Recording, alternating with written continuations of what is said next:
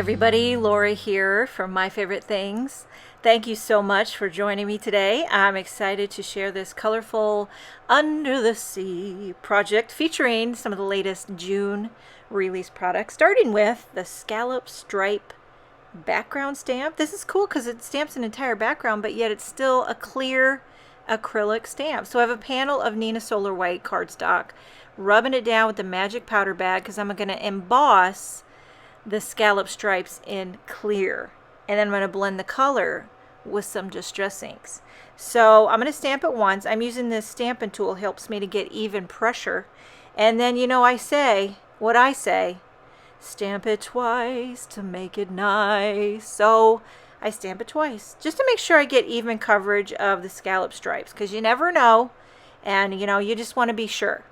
So I'm going to pour on some clear embossing powder. You could also do white embossing powder, whatever tickles your fancy, and then I'll heat that with the heat gun, and then I'll get to blending. Okay, for the colors of distress inks, I'm using some Salvage Patina and Mermaid Lagoon and Blueprint Sketch, and I've got this Ranger Media Mat that is held down with magnets onto the Wendy Vecchi Make Art Station. I forgot I had this little doodad, and I always use scratch paper, but I saw this in the basement. I thought, why is this down here?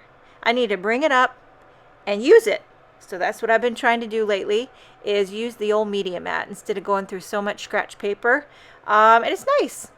Okay, the magnets, trying to get used to them. Sometimes they get in my way, but it's probably better than going through so much masking and post-it tape. Anyhow, trying to get a nice seamless blend to make it look like we're under the sea. Okay, I don't need the full card, just the bottom half. Now this is the new Slanted Stripes cover-up Die-namics die. It can do a full card, horizontal, vertical, but I'm only going to use 3 stripes for the top half of my card. I wanted to do something kind of modern, like a modern sunset coming down onto the water. We're going to just go with it. So I have 3 different shades of yellow and to orangey cardstock, and I'm just doing 3 of these slanted stripes. They're going to go on my card. My card is going to be vertical, not horizontal. So my stripes are hanging off, but I'll trim off the excess when it's all said and done.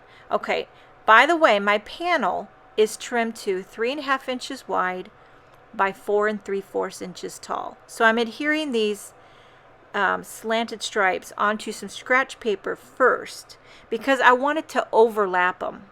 You definitely don't have to overlap them, but I was just feeling the overlap. I don't know why. Sometimes you just have to go with it. Go with the mojo.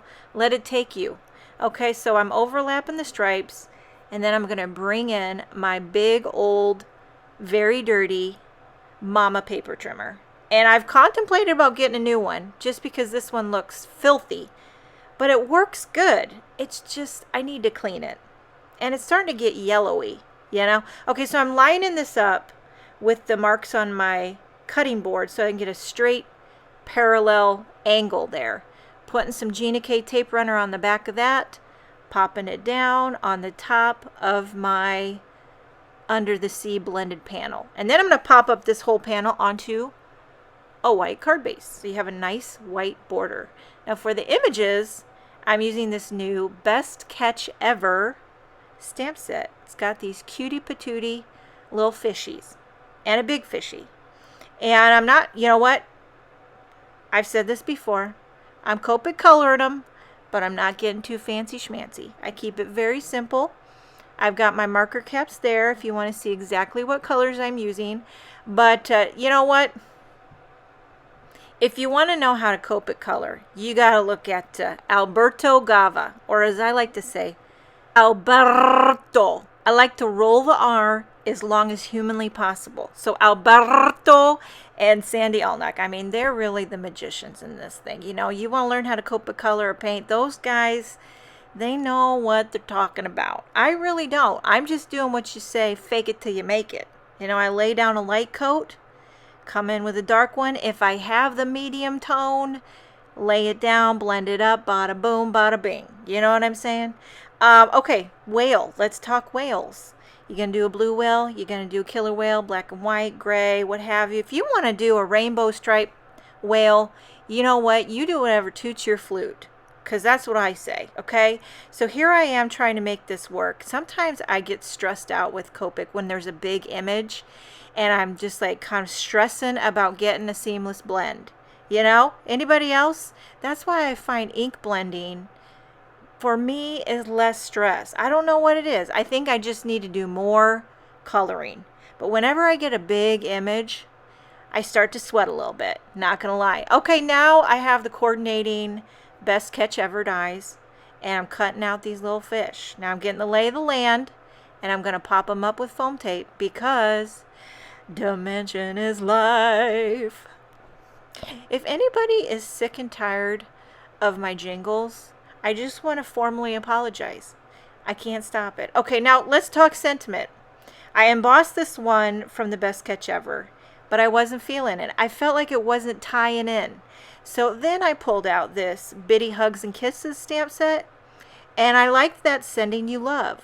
So I'm going to emboss this in white right onto my card base. Now, while I let my heat gun get blazing hot, I adhered a few raindrop or little droplets, because you want your heat gun to not be on your card very long, so you get minimal warpage. Okay, because I know that my sentiment was an afterthought, but sometimes you just got to do what you got to do. So I'm sending you some Under the Sea love today.